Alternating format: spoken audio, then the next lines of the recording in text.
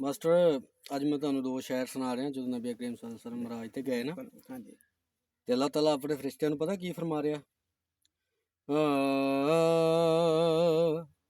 ਹੈ ਬੇਸਬਰੀ ਬੜੀ ਦਿਲ ਨੂੰ ਦੁਆ ਮੰਗਿਓ ਸਬਰ ਆਵੇ। ਸੁਭਾਨ ਅੱਲਾਹ। ਹੈ ਬੇਸਬਰੀ ਬੜੀ ਦਿਲ ਨੂੰ ਦੁਆ ਮੰਗਿਓ ਸਬਰ ਆਵੇ।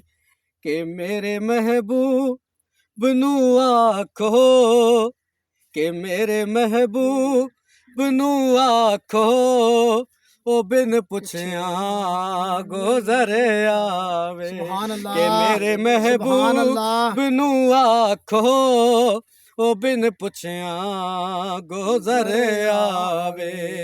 ਕਿ ਜਿਹੜੇ ਮੁਖ ਦੀ ਹੈ ਸਿੱਖ ਸਾਨੂੰ, ਉਹ ਮੁਖ ਸ਼ਾਲਾ ਨਜ਼ਰ ਆਵੇ। ਕਿ ਜਿਹੜੇ ਮੁਖ ਦੀ ਹੈ ਸਿੱਖ ਸਾਨੂੰ, ਉਹ ਮੁਖ ਸ਼ਾਲਾ ਨਜ਼ਰ ਆਵੇ।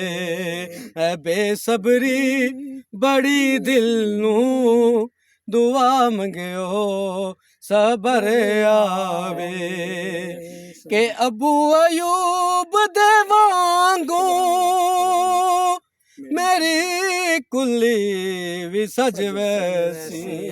ਸੁਭਾਨ ਜੇ ਅੱਲਾਹ। ਸ਼ਾਹ ਸਾਰੇ ਰਸੂਲਾਂ ਦਾ, ਜੇ ਸ਼ਾਹ ਸਾਰੇ ਰਸੂਲਾਂ ਦਾ, ਉਹ ਘਰ ਮੇਰੇ ਗੁਜ਼ਰ ਆਵੇ। ਹੈ ਬੇਸਬਰੀ ਬੜੀ ਦਿਲ ਨੂੰ ਦੁਆ ਮੰਗਿਓ ਸਬਰ ਆਵੇ। ਕਿ ਜਿਹੜੇ ਮੁਖ ਦੀ ਹੈ ਸਿੱਖ ਸਾਨੂੰ, ਉਹ ਮੁਖ ਸ਼ਾਲਾ ਨਜ਼ਰ ਆਵੇ। ਸੁਭਾਨ ਅੱਲਾਹ।